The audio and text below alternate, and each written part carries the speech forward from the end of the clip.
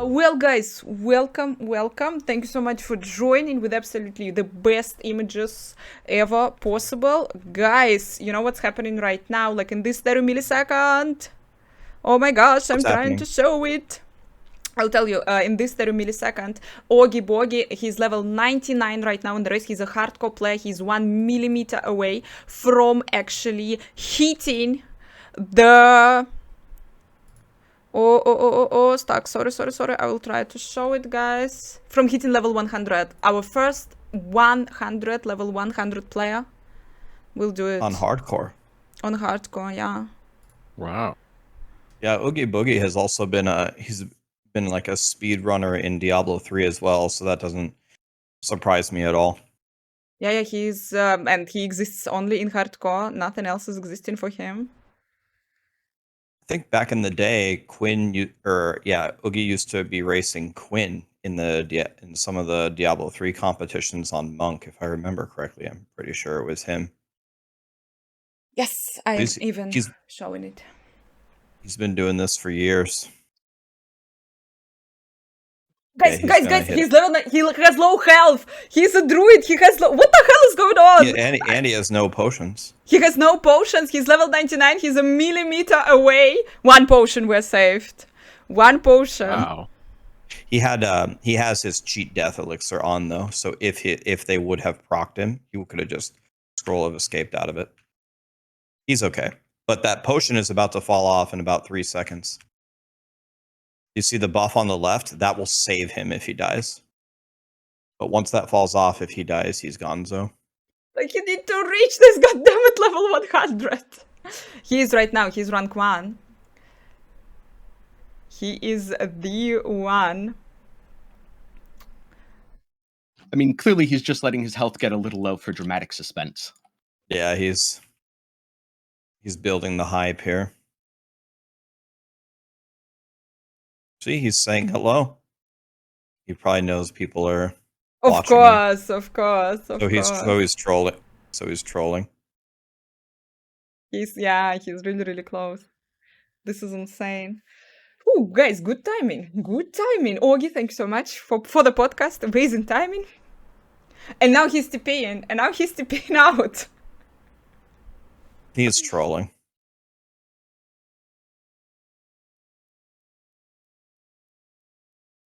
Here we have it. Now I assume he would go to sleep. I see it like this.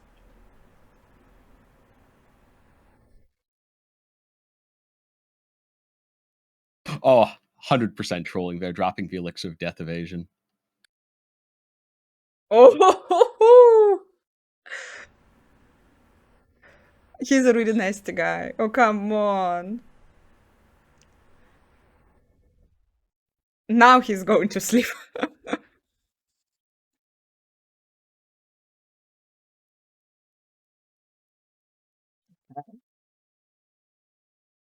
Don't need elixir, yeah. Don't need anything.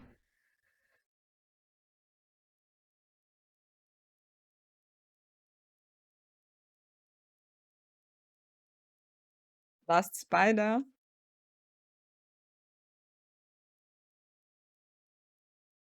It's interesting that he went for the pulverized build. I wonder if that was by choice, or I wonder, did he get a Tempest Roar drop? Or does he just prefer the pulverized build for farming? Would be an interesting question to ask him. Felt stunky, yeah. Come on. 1 health potion. Without upgrades, because who needs potion upgrade?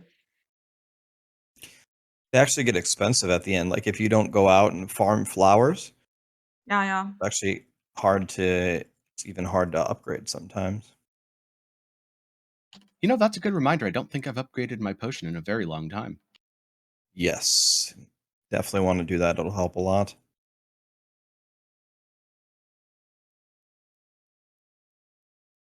Come on. Level 100, guys! Level 100! Hey, there we go. First level 100 hardcore player. Our Oogie guy. Congratulations. It's a big achievement. ultimately OP. Damn it. Yeah. That's pretty fast compared to preseason, yeah? Yeah, it is. How many hours this is? This is like 2 days approximately, and he already did it. Guys, we have first softcore player reaching level who reached level 100. We have first hardcore player solo self-found. We're waiting. We're still waiting. But wow. That's actually really cool. Cool. Now I guess we can start. Once again, guys, thank you so much for joining me. Thank you for being here. We have here today Tank Eye, wonderful, absolutely person. Tell us something. What are you Hey. playing? What is your main character? My main character for the moment is a rogue, but I kind of bounce between everything because I like trying new things, and that way, if I play a different class every time, I'll always get a new Diablo experience. We Damn, have what a god. here- We have here the second rogue player, some guy, random guy with a wonderful haircut, who started the season rogue, as far as I know. And we have here McFluffin. McFluffin, what are you playing? I am playing a Shred Druid. I'm one of the Druid guide writers on Maxroll, and I've been in love with Shred for a while now, both Poison and Lightning. So right now I'm actually playing Poison Shred, and I'm gonna probably transition to Lightning Shred sometime today. I am playing also the Druid. Guys, wow. I'm playing the Druid, and I'm playing pretty much this build that Augie is playing, so pulverized one. Rax, you're playing the Rogue, but which build you're playing? I'm playing Twisting Blades, but I'm very seriously considering switching to Penetrating Shot because apparently it's pretty damn good. So I might become a bow rogue here pretty soon. You know, it's Fine. funny you mentioned Penetrating Shot. That's exactly what I've been playing. How do you like it? A lot. The only time it struggles is when there's really low density and a bunch of fast-moving enemies with little health. Just kill them in one shot, 5 hit. That way that you don't run into that. Just pull the whole room, bam, one shot. Easy. Yep. That's what I've been doing. I also got very lucky. I found a Bursting Venoms at like level 15, and it's just been carrying me because I can reset my poison imbue constantly. So just deleting everything. Yeah. I was playing Penetration Shot before the start of the season. It's my favorite build for the Rogue, and most likely I will, eventually when I will go back to the Rogue, I also will be playing it. So yeah, we're waiting for Rax on Penetration Shot. Guys, but we are here, of course, discussing the race. We are here also discussing the patch. We can't escape the patch. We can't escape the campfire that was yesterday. So pretty much my first question to you. You personally, a lot of hype, a lot of discussion in the community about this campfire, but you personally, you liked it, you didn't like it? The campfire stream, how it was made. So yeah, for me personally, I thought so. We're talking about the campfire first, right? Campfire. Yeah, no, let's go about the fresh one. The fresh. Right. So for the campfire, I thought this was probably Blizzard's best one because people were asking me before the campfire happened what I thought might happen and like what my take on it would be. And I think like the worst thing that could have happened if Blizzard just said, "Oh, well, yeah, we made these changes, but they're actually for the good of the game and the game will be fun in like season 2 and 3 when you see all the other changes we're going to make." And the reason why that would be such a bad scenario is because we can't wait to have the game be fun. There's Path of Exile 2 coming, there's Baldur's Gate 3, there's Starfield coming out, probably a lot of other games. We don't have time for Diablo 4 to be fun in like half a year.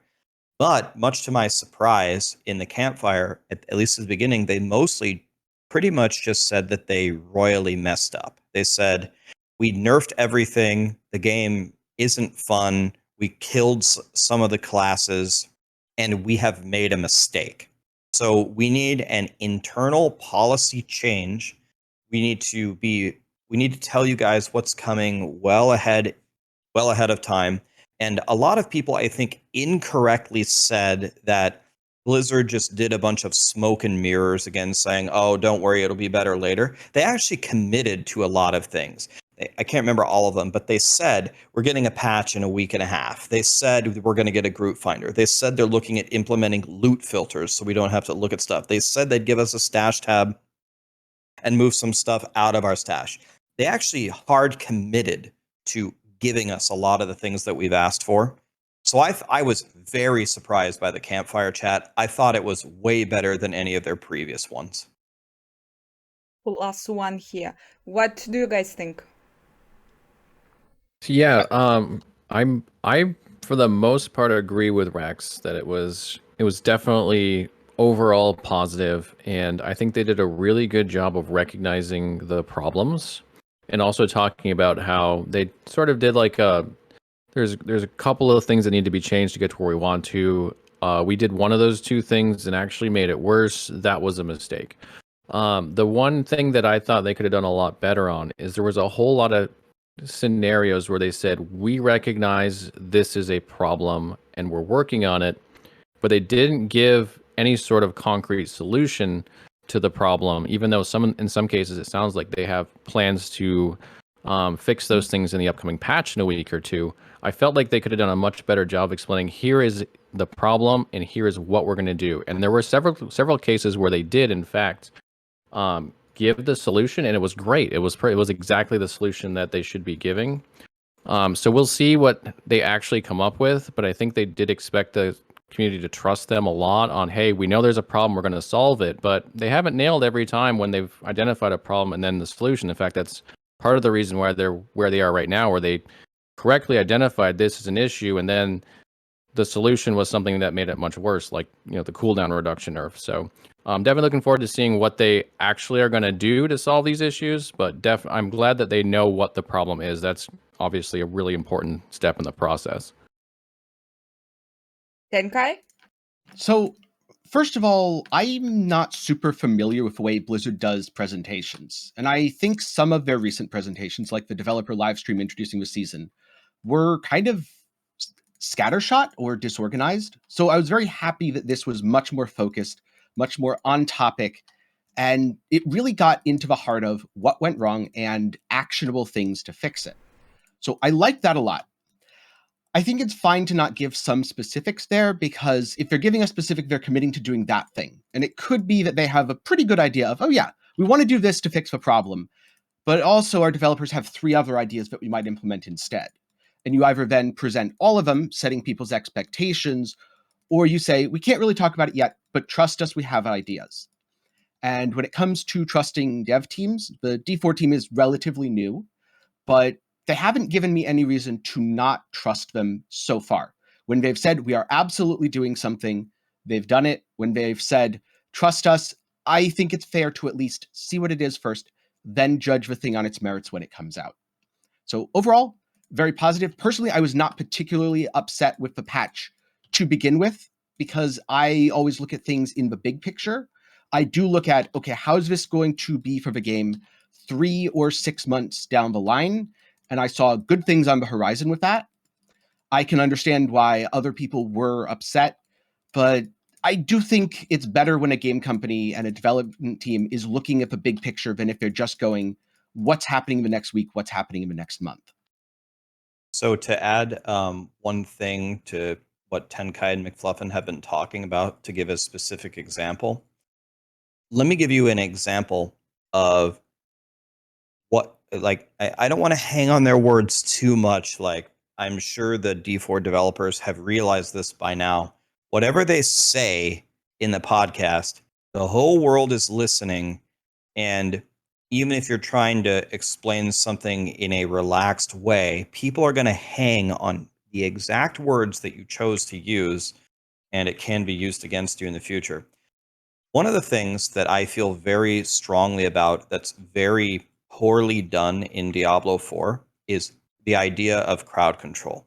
No, I don't think they should remove crowd control entirely out of the game, but I think that the way that it's set up and the chase for Unstoppable and the chain CCs and the previously, that they fixed it now, but the previously deadly cold enchanted are just so overtuned and overdone, it actually makes the game not fun. But when they talked about the crowd control topic, the words that Joe Shelley chose to use is, we know that crowd control is a problem, and we are looking for ways to improve the tools that you have to solve it. That sentence terrifies me because that is exactly how I would not solve the problem. I don't want more tools to solve crowd control. I want crowd control to not be a ridiculous, overwhelming mechanic in Diablo 4. So, kind of to marry the two ideas between what McFluffin and Tenkai were talking about, there is the potential for them to identify a problem and come up with a solution that, if you just give me another skill with Unstoppable on it, I'm going to call that a complete failure solution. Yeah, exactly. But Sorry, go ahead, Taki. Yeah. This So is. go ahead. Sorry. Say. Yeah, I completely agree. There's a lot of potential for that to go wrong, but there's also a lot of potential for it to go right, because I don't know, or at least I would hope, that more tools does not mean this skill now has Unstoppable. For example, a lot of Korean MMOs use the concept of super armor, where certain abilities can't be interrupted. It's not unstoppable, but that skill won't be interrupted. Let's just say it was attached to most ultimates in the game. And if they added a super armor system, that would be a new tool players would have, where you could, quote unquote, avoid crowd control by just immuning it with a skill rather than needing Unstoppable after the fact or to keep up some sort of buff. Alternatively, it could be there are ways to build crowd control immunity into your character for a slight opportunity cost. Combine this and that legendary aspect. Defensively, you get some benefits. You aren't quite as tanky as you would be if you didn't have them, but you're completely immune to crowd control effects, which is kind of the route that Path of Exile goes with elemental ailment avoidance and elemental ailment reduction. Yeah, so this is it really is getting at the crux of what we're trying to talk about here, where there's a case for both, where, well, if you put it out there, now you're kind of like connected to it, but also if you put it out there, you get feedback, and this is kind of what went wrong, I would say, in the last patch, is they didn't give any information about all the things they were going to do until the season launched, when it had the patch. Well, 2 days before, technically, on the 18th, when they just launched the patch. If they had described the plans, what they were going to do and going to go ahead with ahead of time, said, hey, we have these problems, here's the solutions we're going to implement, they would have gotten feedback on it, and it might have went differently, because they could have been like, oh yeah, that's true, some of the things you guys are bringing up, like the things that Rax is mentioning about CC, maybe there are problems that we didn't really think to address, or just didn't identify that it would cause those sorts of problems. And now we can maybe go back and look at it before we create outrage in the community by actually putting it out there and making people feel like they're, for example, really, really underpowered compared to where they were, or we destroy Sorcerer for an entire season, or practically entire season. Guys, but do you think that currently they also said that, yeah, we have a problem with communication. Yeah, we will be in the future introducing the patches 1 week prior, at least 1 week, so everyone would have the time to read them carefully, to see them, to think about them and everything, to give the feedback. But guys, is it enough? I mean, where is the PTR? What do you think about the PTR?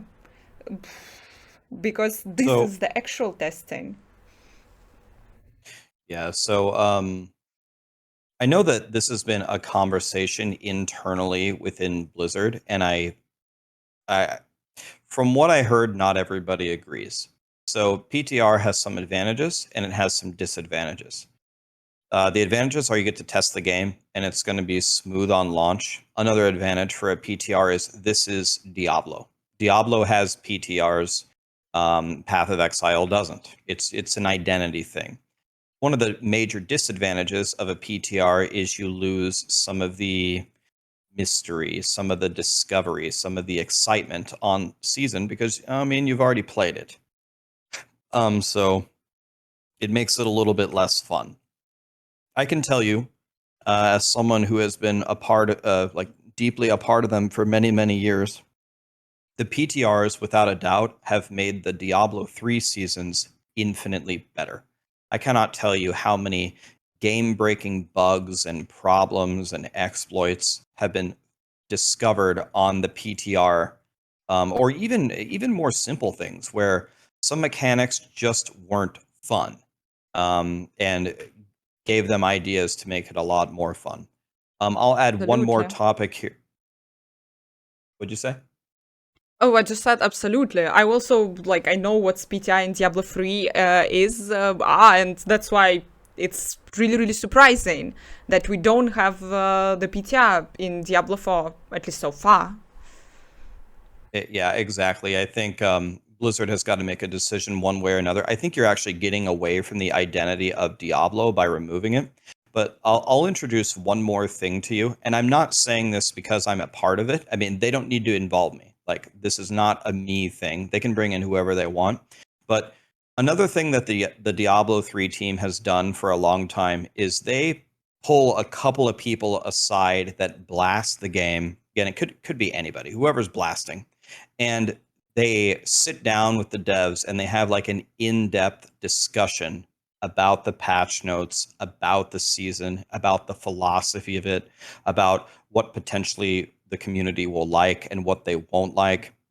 And these like more intimate discussions with whoever you want to grab, a couple of people in the community that are doing a lot and playing a lot. I think those have an extreme value as well because you can like calibrate mentally with kind of the players and the community and the developers. And these conversations really only help if you do it far in advance. If Blizzard is already designing season 2 and it's already pretty much done and they're already going to season 3, well, having a conversation about season 2 doesn't really help because you already built the whole thing. They need to ask people way in advance so they can get an idea of what everybody is thinking, and then I think the success of their seasons will go way up.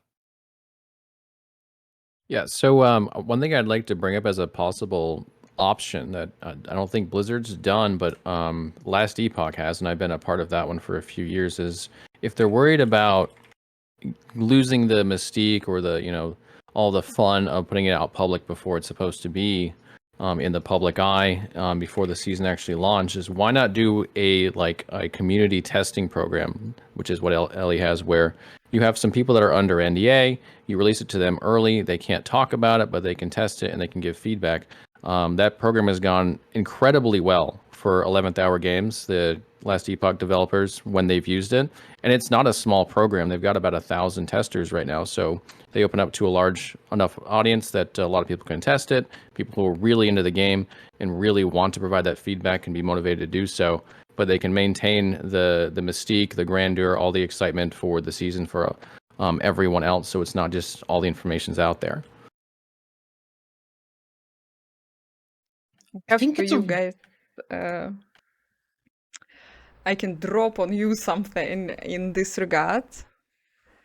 No, for example, it is just a thought that I had with, we all saw the campfire that they did, and we all saw the community rage before the patch.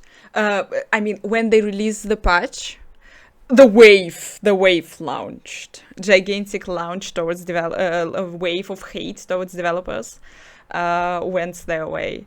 There was a campfire, which I also find it was really surprising for me. That's how they approach, just that they are admitting that they made a mistake, that they are admitting a lot of things, they are trying to communicate. They immediately, they released the patch, and next day they immediately said, okay, we're doing the campfire. We want to talk with the community. We are open for the conversation, but no one cares. It looks, at least for me, that a lot of people, gigantic amount of people, it's just a fashion to hate Blizzard. Doesn't matter what they're saying. There will be, anyway, gigantic hate wave. so to say. Guys, so you personally, tomorrow Blizzard is going to you and saying you will be the testers. And are you ready to face this hate wall, which you will hit? If you're testing the Blizzard games, highly possible you will hit this wall.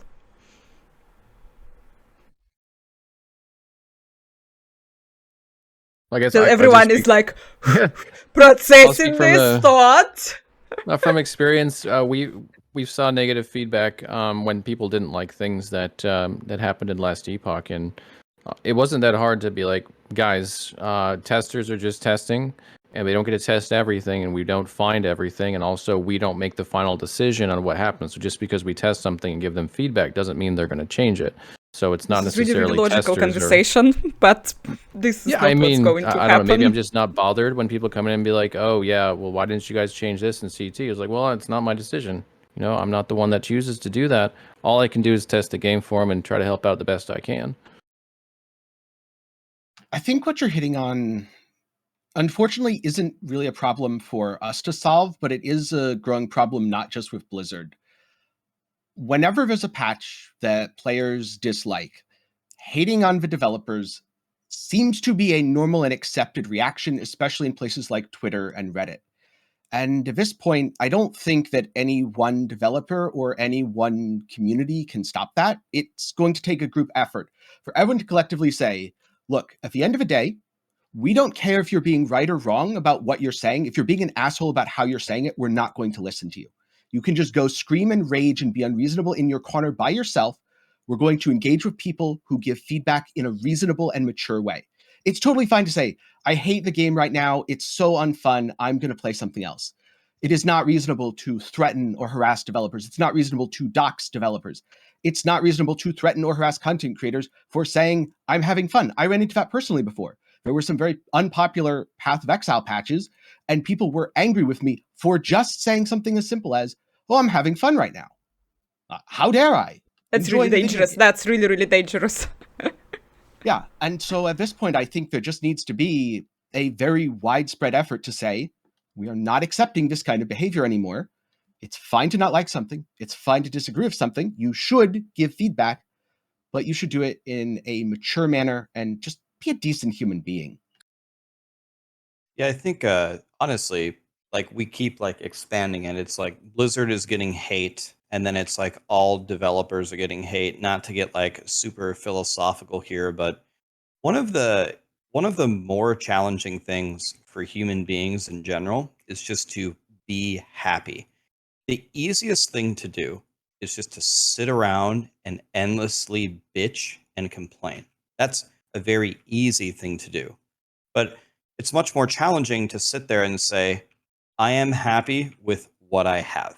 I'm happy that we got a new Diablo game.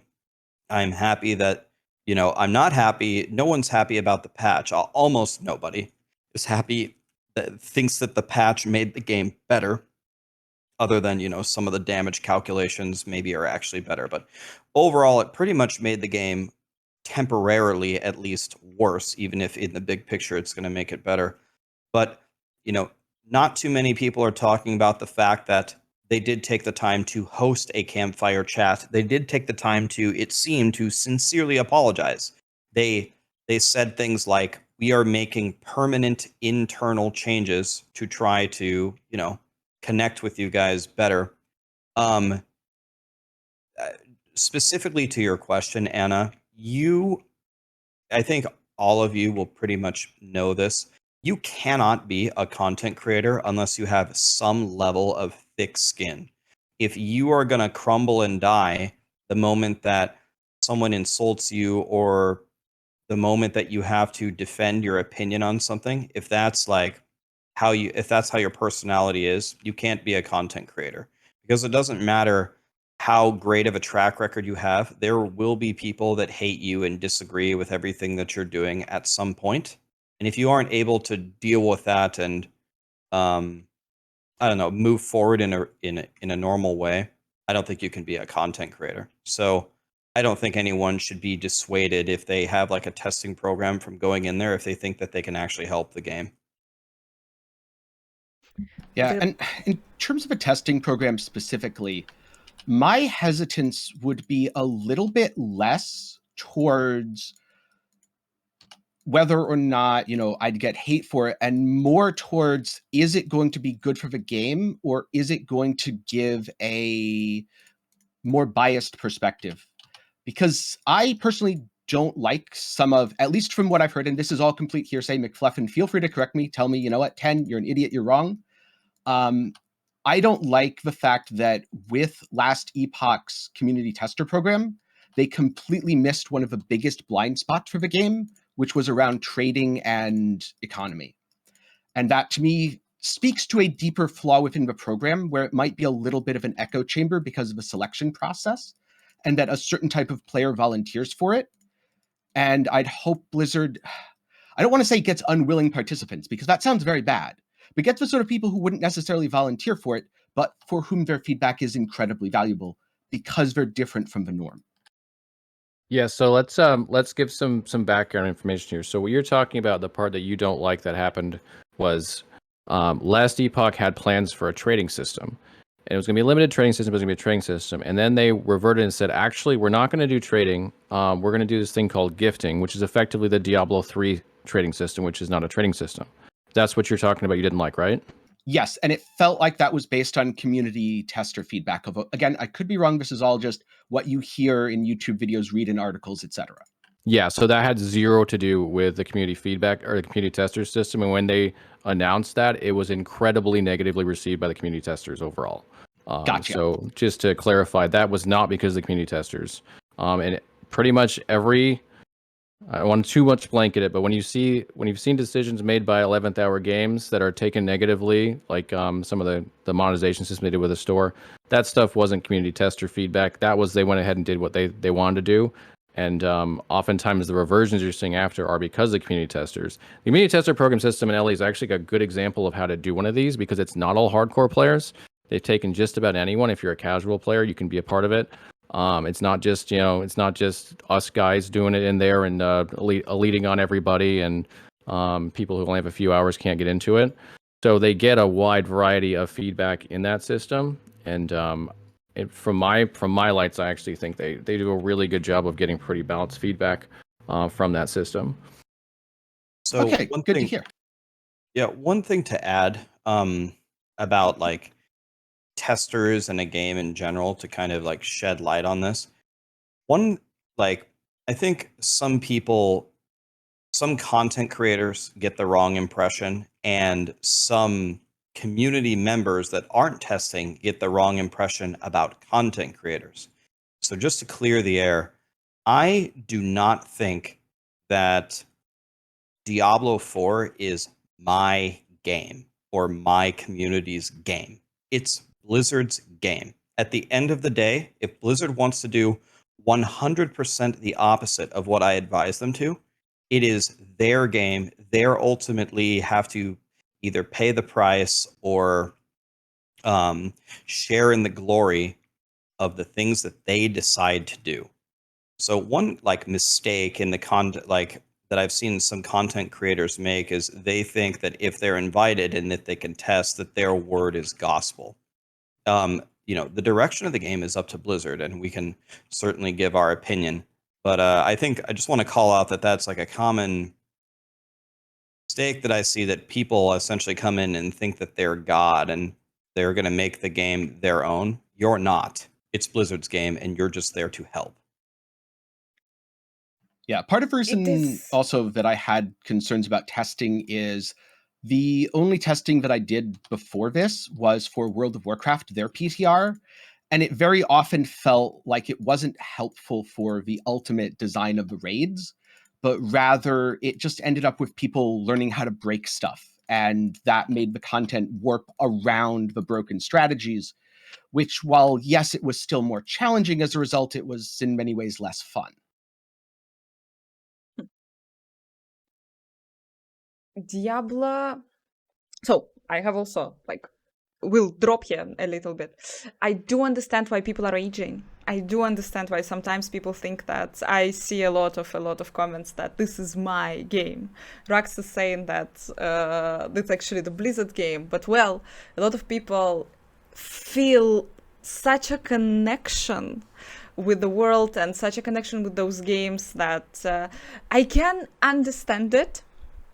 I just see it a lot, but this speaks something about this world, about the world of the Sanctuary, about those games. If people feel so attached to what's going on in this community, that's actually, if you think about this, also something positive. If people have so much passion about those games. Guys, I have a bunch of questions. I am really happy that today with me such a smart people. Okay, I'm gonna torture you. Well, now we have the patch was released, the campfire is here, the next campfire is also coming in 1 week.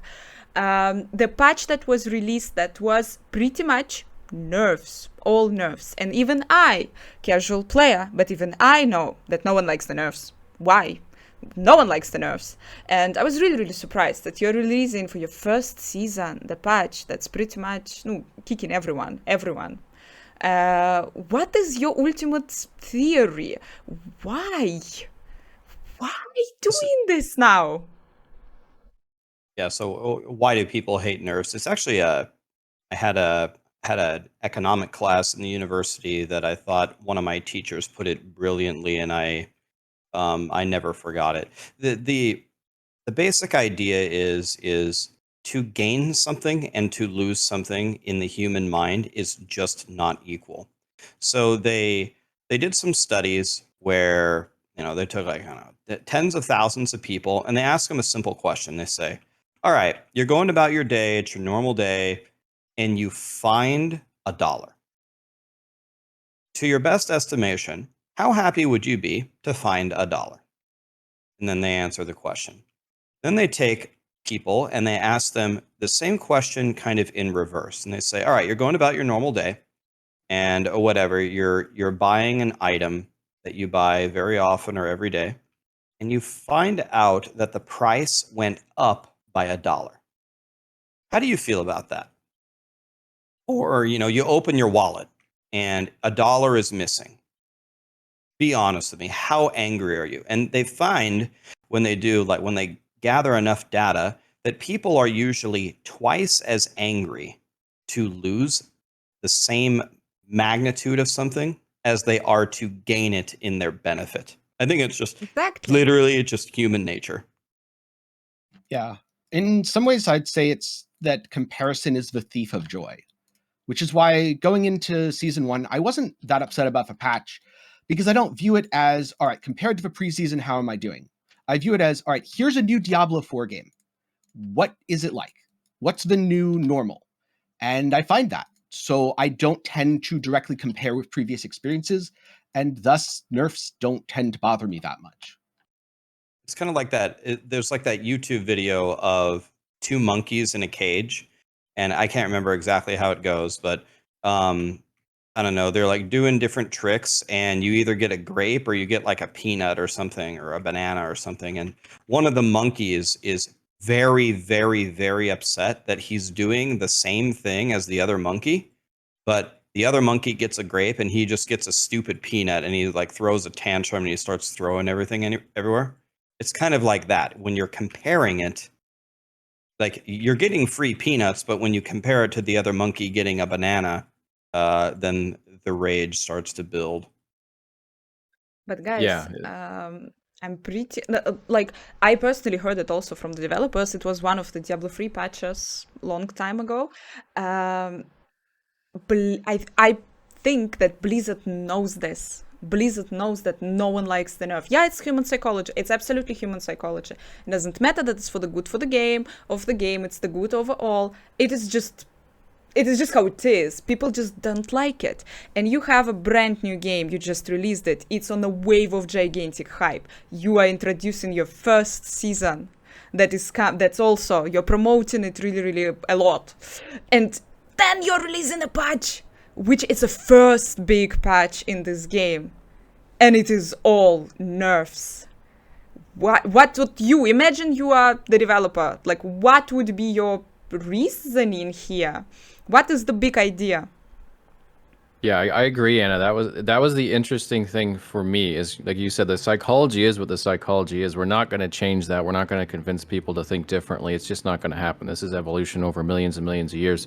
So they recognized that they did this already, right? They did all these hot fixes. It was nerf, nerf, nerf, nerf, nerf, and they're like, okay, fine, Yeah, we're and going they to give you developed guys. the season before. So sorry, Yeah. like just they definitely developed the season before they released the game.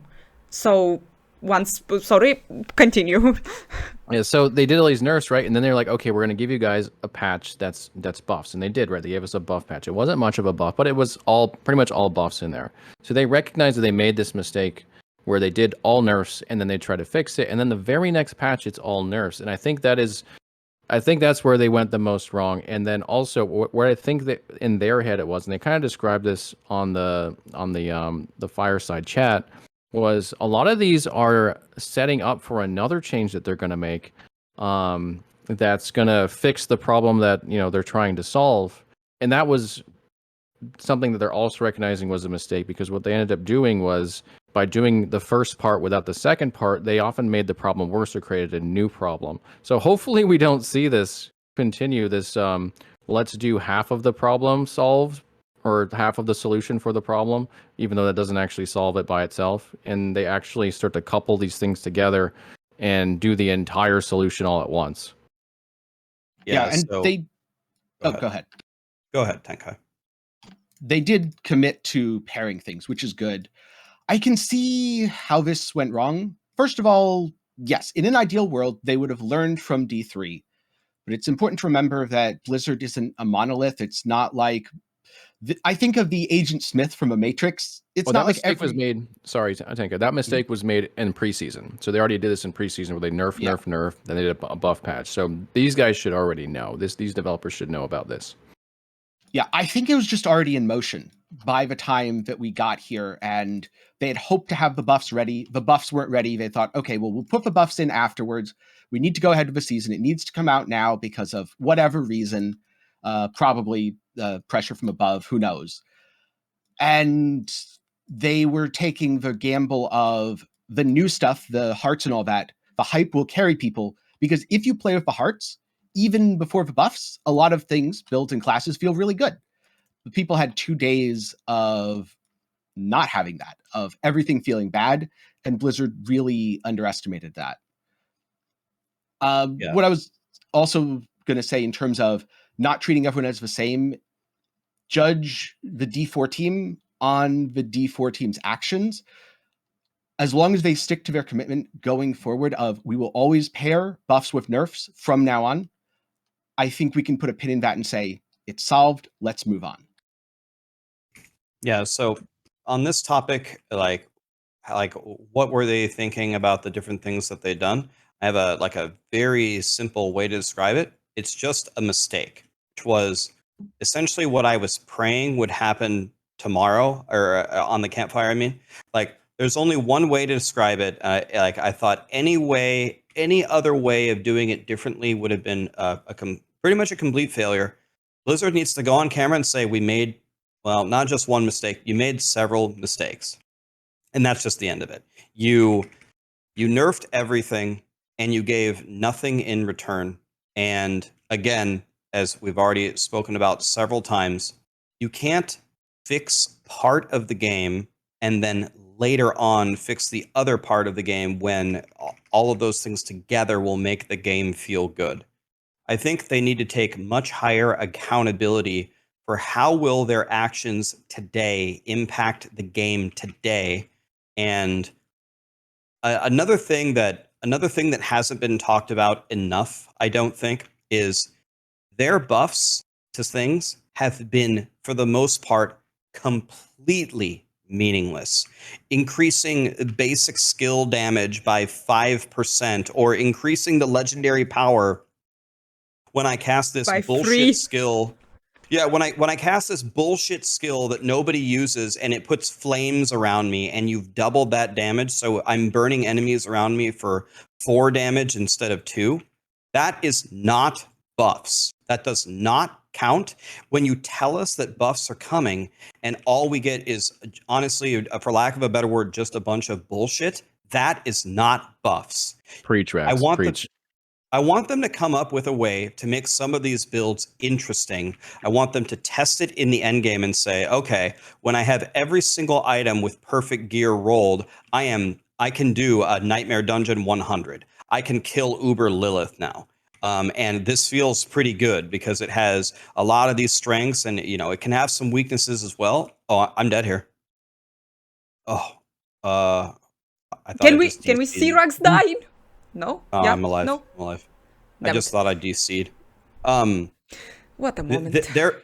Their buffs have been a joke, just a complete joke. And, I say this actually, like, not to rage at Blizzard, but we need like a stern message. These are not buffs. Like, don't call this out. Hey, buffs are coming on Friday. And then we read it. It just turns into another gigantic meme. Those are not buffs. That's just a bunch of bullshit.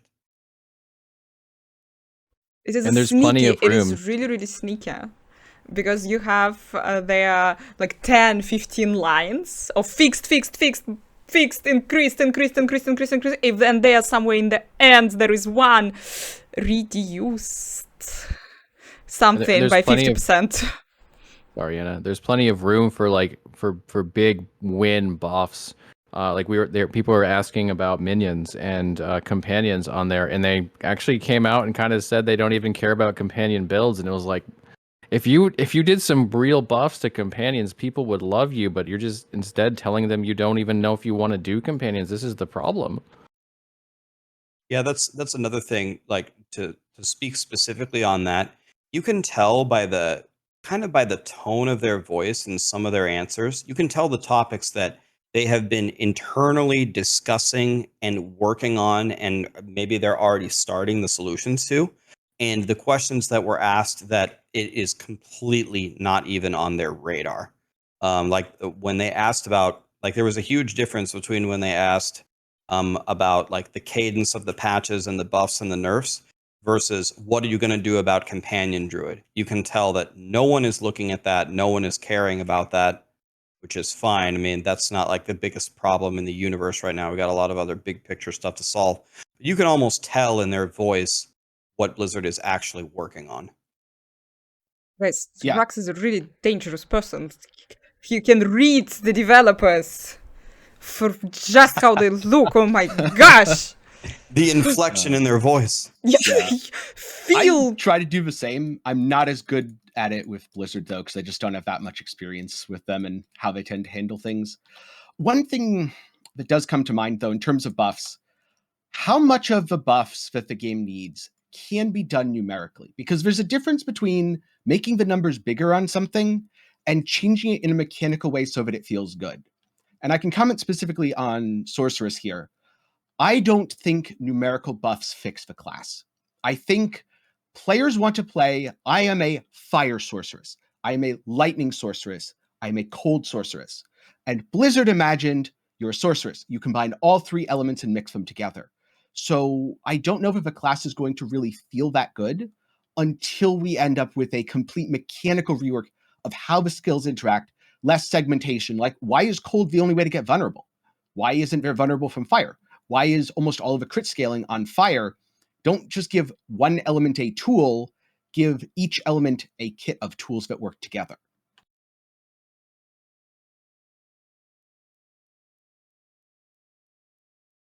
Yeah, I completely agree. The fact that they want to fix vulnerable, so they nerf the numbers, but then cold is still the only place to get vulnerable on Sorc, and they didn't nerf them enough for it to stop it from being mandatory. It's a good example of why some of these fixes, some of them will be numerical, and that's fine, but some of these fixes require much more than just a numerical change to make it feel right. Another thing that I think Blizzard, at least historically, has thought it was like this bad thing, but it really isn't. It's kind of like what Tenkai is saying. It's just like, okay, in the first phase of Diablo 4, it's about stacking vulnerable and crit. That's how you play the game. You stack vulnerable, you apply vulnerable, and you pump your crit up as much as you can. And that's how offense works in Diablo 4 in this game. That setup is fine for now. Blizzard could sit there and say, that's not how I want it to go. I want everything to work. But for right now, this is what the community understands and how we're building offense. So why don't you leave it like this until you have, again, I don't want to like repeat the same ideas 100 times, but until you have a fully fleshed out new system that we need to learn that's way more interesting and dynamic, why don't you just leave it? It's fine. We stack vulnerable, we stack crit, we do our damage. When you have something built that's new, that's much more like your vision for the game, you can present it to all of us and say, hey guys, it's not actually a nerf because we made all these great changes, and okay, this added overpower is another example. Overpower is just a joke. Hey, you don't have to stack vulnerable and crit anymore. Now all of the affixes have a better weight to it, and now overpower is actually good if you stack it like this. Here's an example. And it's not an overall nerf, and it's going to be a little bit different way of playing, but it's going to be fun. But instead, they just nerf everything, and they say, oh, later on, we'll add the part where it gets really exciting and interesting, and then it will feel good. And then, obviously, everyone just is not happy about it. It's like, what's so wrong with if the state of the game works, but it's not what your vision of the game is? Why don't you just leave it as it is and work with it until you have your idea fully ready to release in the game? I just don't understand. I'm actually really, really supporting your idea in terms of, we have right now crit and vulnerable, but actually, when you are, when you're not Rax, you're not McFluffy, or when you're not Tenkai, when you haven't spent thousands of hours in the different RPGs or MMOs, guys, actually, when you're opening Diablo stats and you look at them, and there is already a lot of them to figure out in the beginning. When you're like a beginner, you're starting, you're already overwhelmed, but we have right now already. Then you're figuring out that, okay, this is working better than everything. This is working on every character. Okay, amazing. For now, in terms of your stats, what is stacking, what is not stacking, it's working good. It's not too complicated. It's not too overwhelming. And you just released the new game. So I'm absolutely supporting the idea. Keep it. Let people learn how to pronounce vulnerable and how to put it all together. And then when you have the system, when people are already kind of learned what is working, that resistances are useless, you can add more complexity. You can add more. You can change how the things are working. But actually, in the beginning, that was really fine. And I played Overpower Necromancer. Don't have any complaints. And Oh, go ahead. No. If you want to add something, because then I will drop some other topic. Yeah. What I think the big problem with the stats isn't how they work, but how they're displayed. Because you have a million things like, damage to close, damage to chilled, damage to burning. But the burning, chilled, close, those are all just conditionals. It's all damage. And all separating it does is confuse a new player. Also, having certain things calculated in your attack power, other things not calculated, leads to stats like the Imbiber glyph on Sorceress, damage on full life, getting overvalued by players. They're like, wow, this glyph doubles my attack power. It's so much better than every other glyph in the game. No, it's not. It's just showing up in the tooltip. And so they didn't fix that problem by changing the numbers. I would have rather see all right, here is your damage increases, and you can mouse over it to see the conditional breakdown. So it's, 1,236% increased damage, blah, blah, blah percent is whatever. For crit, the reduction and then making a glyph that was only applied to core skills universal for each class, in my opinion, feels like a really good way to fix the problem. I think crit's in a pretty good spot now in terms of where you want it, why you want it, etc. Vulnerable isn't. Vulnerable needs a lot more work. And the big problem is it's a multiplicative bonus that is scaled additively. I.e., if you get vulnerable on an enemy baseline, they take 20% increased damage. If you get 20% vulnerable damage, they take 40%. You've doubled the baseline effect of vulnerable there. Whereas with Lucky Hit, it's scaled multiplicatively. If you got that same 20%, it would go from 20% increased damage or 20% Lucky Hit to 24%. So it would scale much slower, thus not being as impactful on the character overall. Short of that, we need more stats. Why is crit and vulnerable the only answer? Or if you're a dot build, vulnerable is the only answer. We need additional multipliers like overpower, maybe some class-specific stuff too. Like if resistances on enemies do something, I don't know if they do or not. Do enemies even have resistances? Why not let a class lower them? That's another way to increase your damage, which isn't vulnerable. Maybe have some dot-specific stats. Increase dot duration more. There's a glyph on Rogue, 33% poison duration. That's great. Feels awesome to use. Give me more options like that. They should delete that attack power stat. It does more harm than good, and I don't see them ever being able to fix that. 100%. Tooltips in games in general, more harm than good. Yeah, this is the problem. Like, I think Blizzard should spend 0 seconds in the future of Diablo 4 trying to have those base tooltips be correct. It's a huge, gigantic waste of time. The amount of rocket science needed to make them correct in every single situation, I don't think you guys can correct me if I'm wrong, I think it's ever been done correctly in any ARPG or maybe even any MMO. Sometimes, like, the third-party sites, like, I don't know, like Path of Building or something, like, they put so much effort into it that is, like, far more close to, like, the actual right answer. But I have never seen a company been able to do that properly, and I think any resources allocated to it is a gigantic waste of time. Agreed. The closest I've seen would be Simcraft/Warcraft logs for WoW, which is third party, and Path of Building for Path of Exile, which is also third party. Guys, the ultimate question for you I have, according to those two patch and the campfire. Let's again imagine that you are the game developers. What would you do? Like, one thing that would you add? One thing that's supposed to change everything.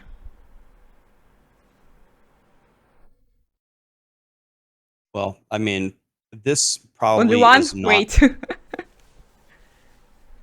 Yeah, if we only get one, I'm going to stick with what I've said from the beginning. I think this is a universal problem and detriment to Diablo 4, and this would not be everybody's pick. But if I'm the director of Diablo and I can make one change that goes into patch 1.1.1, like a very good candidate, what I should probably pick is fixing the XP to 100, like making it easier for casuals to feel like they could hit 100.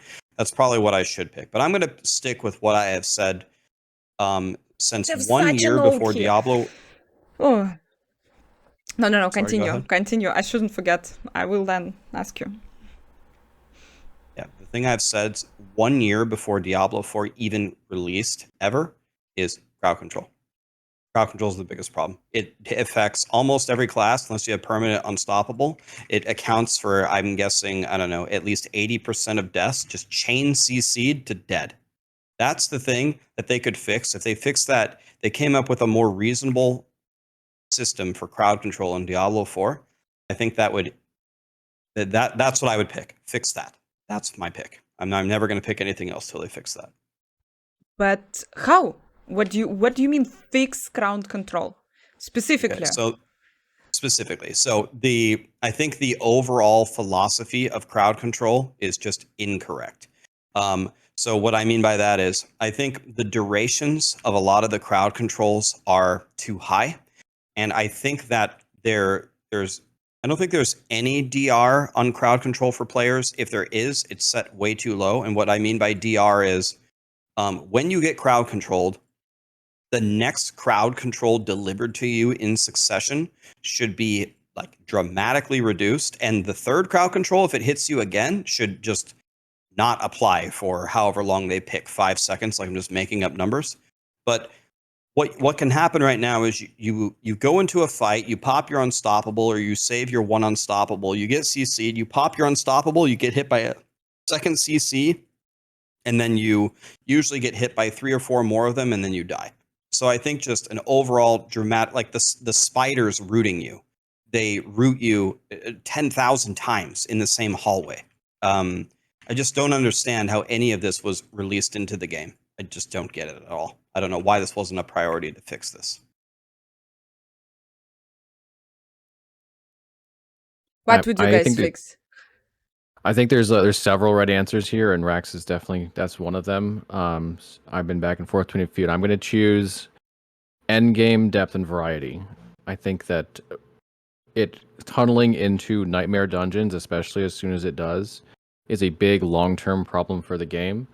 And it looks like they are aware of that and have plans for it. And so I'm looking forward to seeing what they do. But right now, we thought we were going to get something better than Diablo 3. And technically we did, but it's kind of like a fresh paint over the Diablo 3 endgame. Nightmare Dungeons is just greater rifts. The Tree Whispers is just bounties. It's a very similar endgame.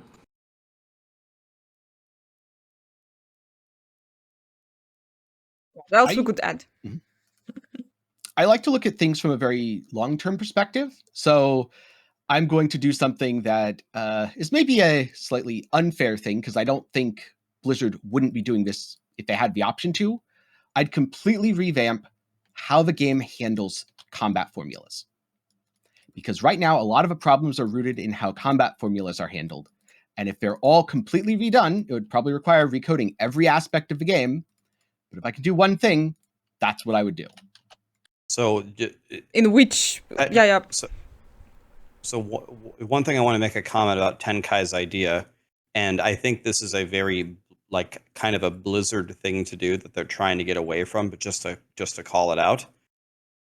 Tenkai's idea is a fantastic idea, and it would make the game better. If Blizzard came out next week and said, we have been working on something big for you guys that's going to make the game way better, new combat formulas, there is not going to be a single player that plays Diablo 4 the following day. That is exactly the kind of patch they could release where the players would despise it and laugh, even though it's an important change and it would make the game better. It would, I think it would start riots in every major city that's what they released rather than making their experience more fun. You know what I mean? They're not going to be happy to hear combat formulas are changed. They want to hear, oh, I get to do a fun new thing, or, oh, my character isn't going to be endlessly crowd controlled anymore, or, oh, I can get to 100 now. Guys, so on one hand, I agree with you, and that's why I picked it as the thing I would do if I had unlimited power, because it's the thing that no one else will do, because it's just a bad idea. But also, that would leave Blizzard able to fix things like combat feeling bad, like crowd control feeling bad, because all of those calculations are, again, rooted in how combat's handled, and you can build a lot of fixes into your base system. Yeah, like basically, I think you're releasing the patch where you're not saying that we changed combat formulas. You're just saying your combat now will feel completely different, something like this. You're just making it sound good. You just market it differently. You're not changing combat formulas. You're changing combat feel, how CC works, how good damage is. You're selling it a little bit differently than that, but you're doing all that underlying stuff that Tenkai's talking about. Yeah, I mean, it's marketing has a huge spin on it, and I just think they would need to pair it with something else. Like if they had a godly seasonal theme, it's like, okay, season 2 is a really fun season that all these cool things are going to happen. And by the way, we finally got the combat formula right. Remember how you're just stacking vulnerable and crit hit damage? Well, now everything is good, and here's how we did it. Like, as long as it was paired with something else, I think it would be fine. But people casuals are not going to interpret that as a huge boost to their gameplay experience. They want more XP, they want more treasure, and they want to stop getting crowd controlled. And here is my next question to you.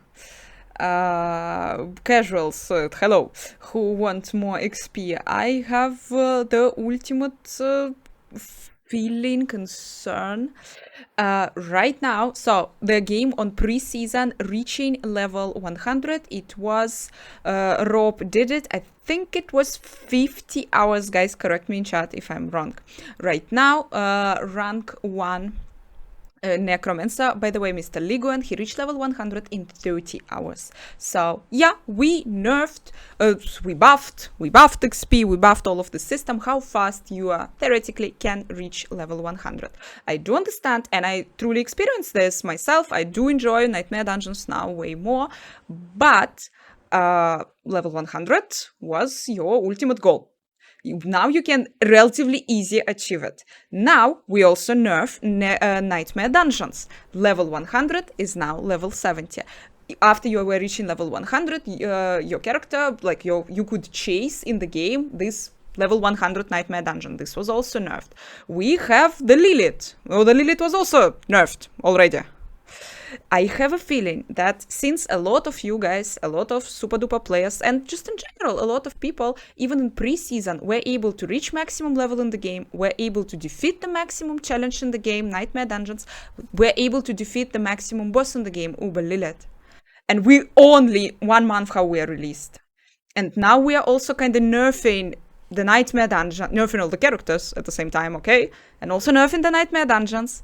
And nerfing the length, how long do you need till for reaching 100, level 100? What to chase?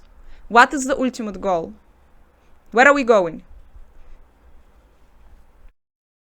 Well, Blizzard has said, and again, we don't know anything about it, but they have alluded to that there is going to be some new game modes that come out that are going to be very, very difficult. They said that Nightmare Dungeons, the way that they, like their vision or their design of them, that's not supposed to be the super, super hard thing. Uber Lilith as a boss, like as a designed boss, at least after they made the first update, was actually extremely challenging. Really, the reason why she fell for so many players is because of bugs.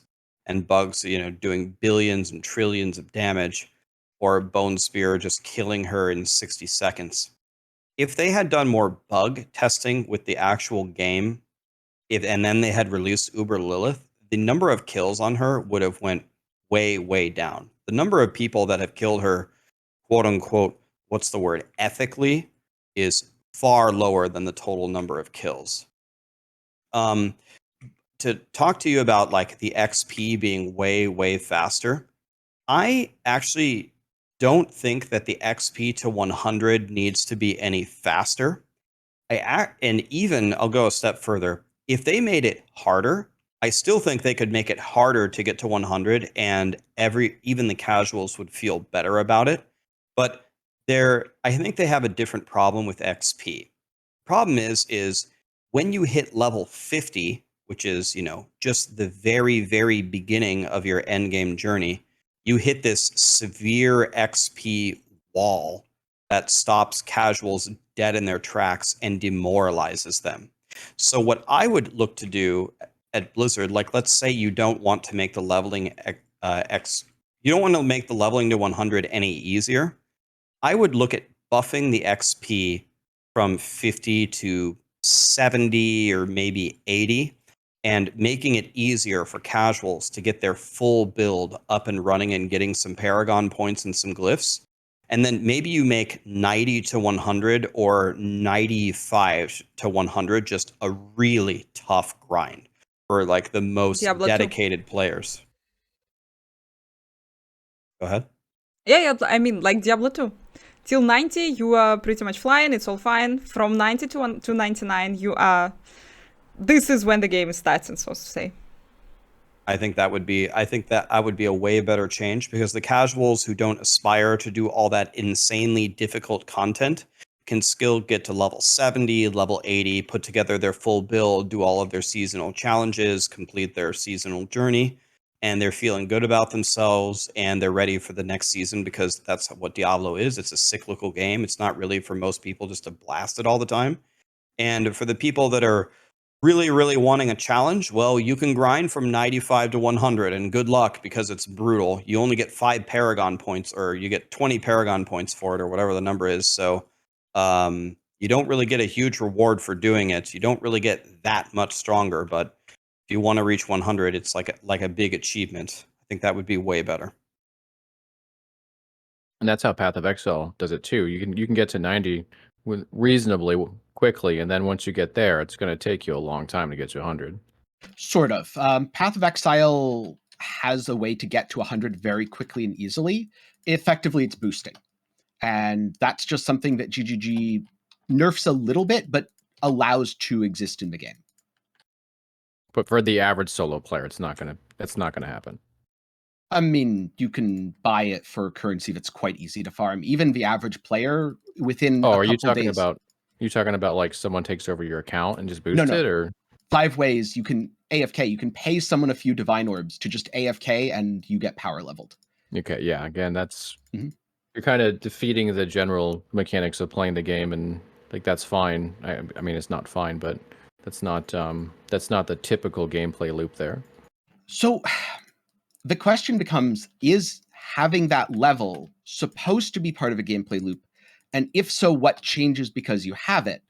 Some people just like making builds and allowing them to go to level 100 to use those, say, Paragon points for their builds, while also allowing people to, play solo self-found hardcore and have the tedious grind from 95 to 100 is a way to add diversity into gameplay. So I guess what I was bringing up there is keeping a way to level quickly for the people who don't care about the prestige of 100, if it doesn't interfere with the people who do, might be a good idea. Yeah, I think over time, the only, like, people can correct me if I'm wrong, and I'm not trying to diminish anybody's achievements. Like, I play in all different game modes, but I think really, let's not use Diablo 4. Let's use Path of Exile for an example.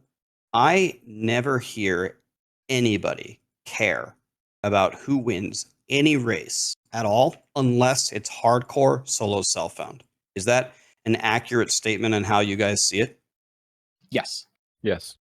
Like, literally nobody cares. So as long as that boosting method is not available on,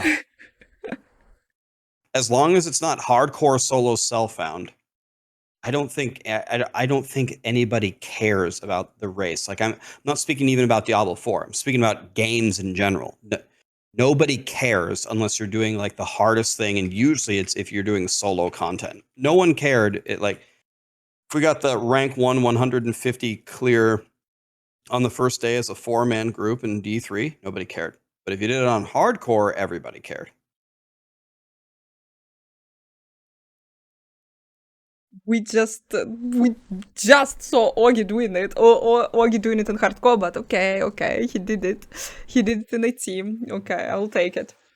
I mean, I'm not putting down Oogie. I'm not putting down anybody's achievement. I'm just speaking about the community in general. Usually nobody cares unless it's hardcore SSF. Nobody cares. I'm talking about other games. Like, I don't know.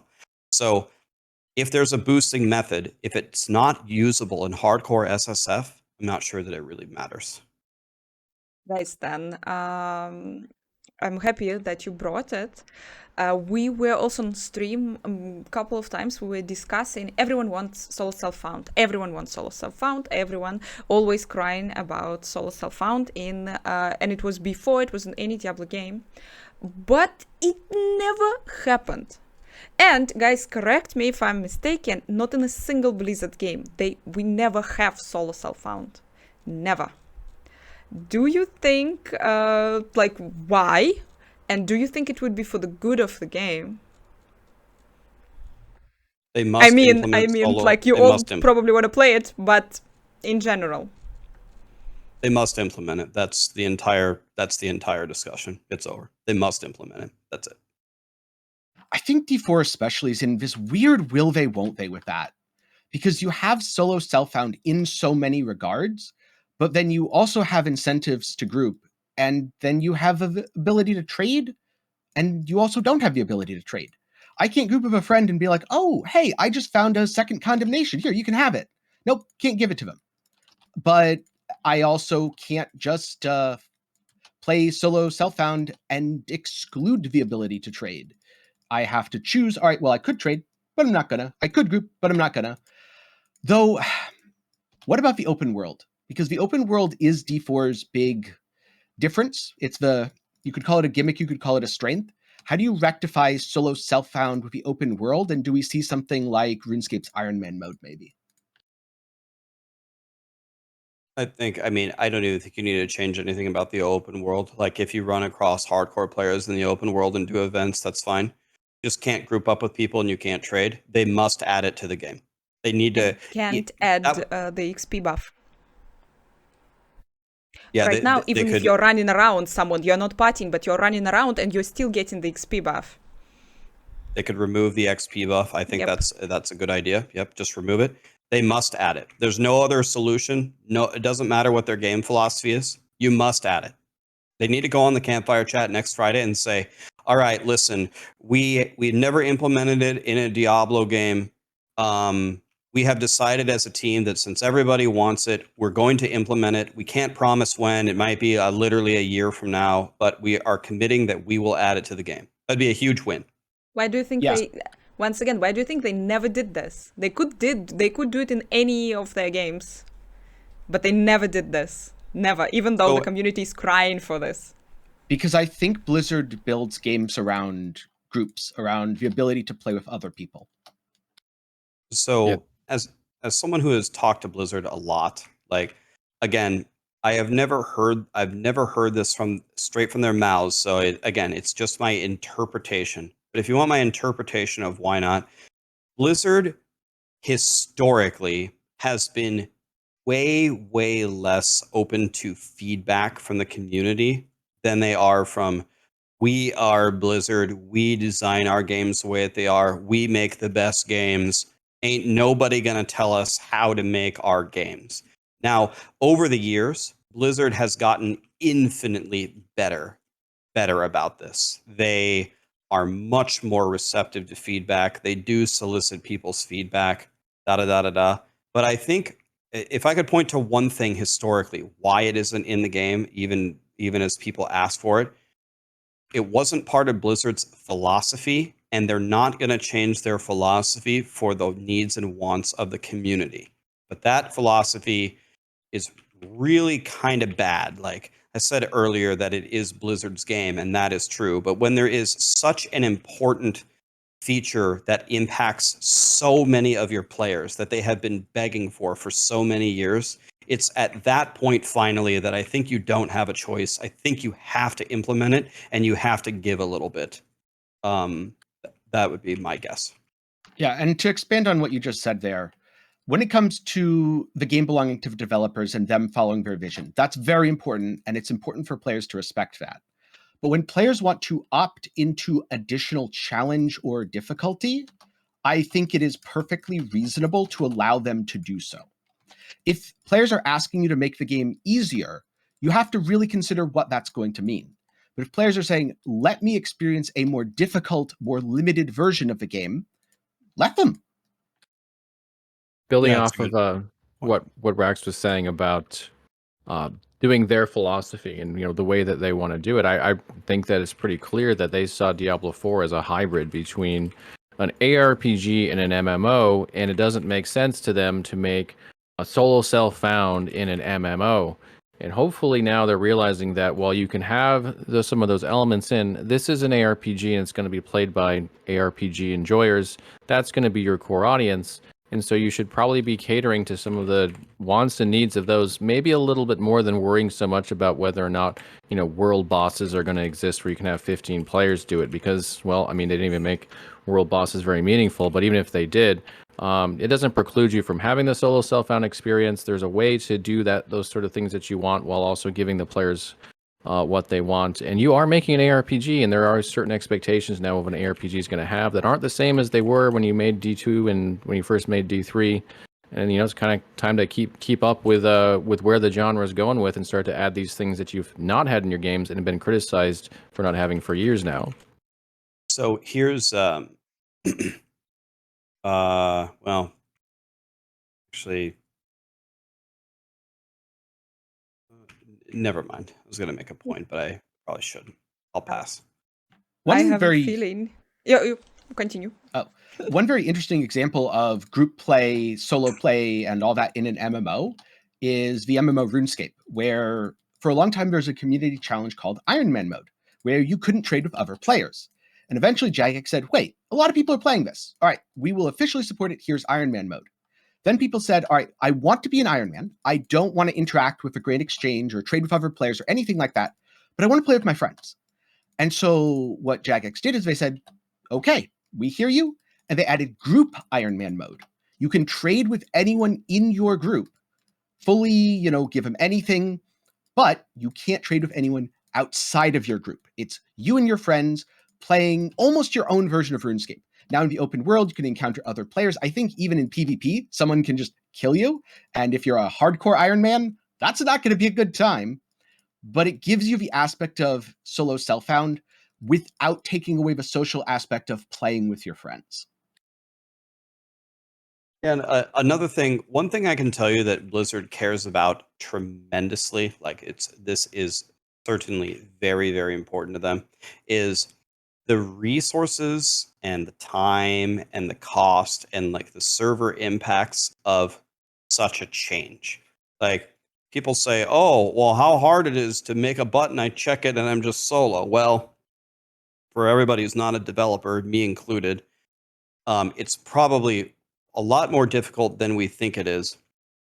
So I have a feeling if we were gonna pack up a briefcase and bring a laptop and put on our suits, and we were invited to a 30-minute meeting with Blizzard, and we were going to pitch to them why they should implement solo self-found mode, I think our odds of them actually doing it would increase tenfold if we explained to them how little they would have to change the game itself in order to make it work. So I think if we get solo self-found mode, I think you leave the world as it is, and as Anna said, maybe you have to take away the XP buff, because then solo self-found hardcore players are just going to magically group together and stand next to each other in the overworld to get the XP buff or whatever, something, they'll find some way around it. As long as they solve little tricky stuff like that, I think it's just, you can't go in a party and you can't trade, or maybe you have one where you can trade, whatever they want to do. I would just vote, you can't trade, and that's it. However, you can make the idea as simple for them to implement as possible and you would still be happy with it, your odds of it actually getting implemented go up exponentially. How do you think how many there would be solo self-found players? I think it would be a huge percentage of the people. A lot of people play by themselves. And so they want to be, even if they don't actually race, or their, leaderboards will be coming in season 3, they want to be judged around other people under the same parameters as them. I think it would be a huge amount of people that go into it. Yeah. Yeah. Go ahead. Say. Okay. I think right now this goes back to what I said about the will they, won't they. Blizzard hasn't created a fully functioning economy for D4, but they also haven't made the game really built around solo self-found and a solo experience. They're encouraging you to group, encouraging you to play with people, but not really encouraging you to trade with people. You can, but it feels like you can if you really want to. And so I really wish they'd just pick one. They either say, you know what, we want an economy, we want players to trade, we want players to engage. This is a group game first and foremost. Or they say, we want to support solo self-found, and honestly, it's a lot easier for them to support solo self-found than remake the game around an economy. I have a feeling that they need to decide, are we MMO? Are we RPG? Where are we? Because we are okay. If we are RPG, then give us solo self-found mode. Okay, why not? Why? Everything is there. If we are an MMO, then can we have more MMO activities, world boss raids, some kind of maybe clan activities, something that we would also do. But right now, and with trading, we have such a weird trading system, which we don't have trading in the game. We have trading on the third-party sites at the same time, kinda. And this, we are somewhere in between. The fact that Diablo 4 is somewhere in between right now, causing more pain than if we would just stick with one category and would promote ourselves. I don't know, go in one direction. I think Anna's right here, and I really think that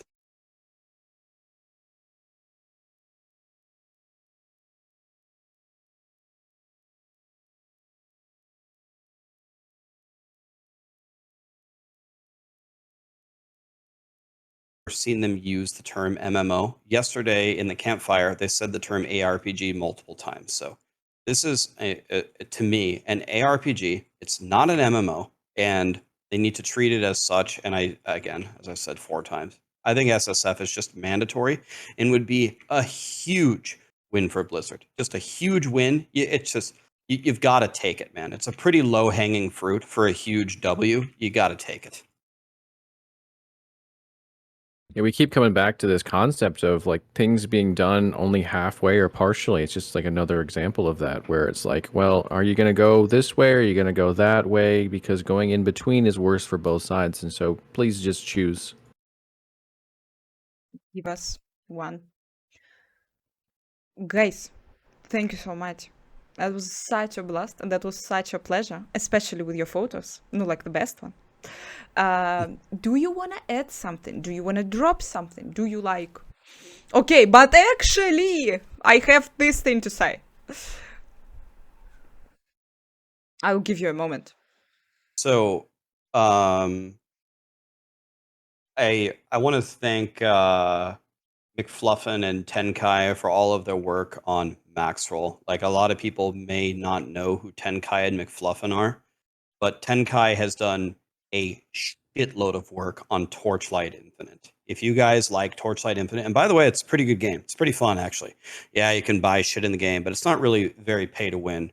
Tenkai has done a lot for them, and he's done a lot for Maxroll in general. And McFluffin has been a mega contributor for Last Epoch, and he's on the Diablo 4 team. He wrote a lot of the guides. He's writing the Druid guides. Anna, I've been watching your podcast. You've been with Maxroll essentially from the beginning. You've done a super good job. You have a tremendous personality. You've been super positive. You're asking all the right questions and prodding people. You've made the seasonal start way more fun for a lot of people. So I want to thank you guys. You guys probably certainly don't get the credit that you deserve. So I guess this is my opportunity to give some of it back to you. So there you go. I'm not taking it because, yeah, guys, we are starting this. We started this session of multiple podcasts, but I'm still learning. I'm still working on how to make it better. But I'm really, really grateful. But it will be better. We are working on making it better, guys. Thank you so much. Tenkai, McFluffin, if you wanna add something, I don't know, drop it. I think that was a bit too hard of an act to follow for me. Well, I'll just say thank you for the opportunity to be on this podcast, to be hanging out with all of you. It makes all the work putting into like the Maxroll content, the hours of writing, to just be able to chill and talk about the game with people that are this cool is literally why I want to do this, literally why I do this. It's what makes it so much fun for me. So thank you so much for having us, Anna. Thank you, Tenkai and Rax, for being on. And I just love doing these. So please invite me whenever you want to. This is so much fun for me. Yeah, absolutely. It's been a blast. I like hearing a lot of different opinions, especially perspectives from people with a very different background game-wise, because I know, MMOs, I've played a lot of Path of Exile, I've dabbled in most of the other ARPGs, but I don't have nearly as much of a background in Diablo, say, as Rax or Anna. I've not played Last Epoch as much as McFluffin, and I like the different perspectives. That's why we are so happy to have you, because people who spend way too many hours in Diablo, we also have our tunnel vision. We see, we think that the things should work how they always worked in Diablo, so to say. That's why it's gigantic. It's my honor that I'm able to also invite different Maxroll writers from the different games who has a different perspective and who has a different knowledge how things can be theoretically. So thank you so much for joining. Hi. By the way, Anna, one final weird compliment for you. I've known you for years. Your English is getting way better, by the way. It's like very fluid now. You're like big multi-language speaker. No, I'm just thank you so much. You're getting better. I can tell. Still my British accent, my absolutely British accent here. Thank you so much, guys. GG's, guys. Yesterday I tested so I need to have the final word to you, and I have one. I find we are professional podcast. We have the final word. Go back to hell now. No working, guys. Improv. We are working on it. I like it. Thank you so much. Once again, good luck. Don't die. Have fun with your characters. Have fun. Guys, racing, not racing, doesn't matter. Just have a blast in season 1. And hope to see you at some point. We'll be inviting you again. Thank you. GG's. GG's. Thanks.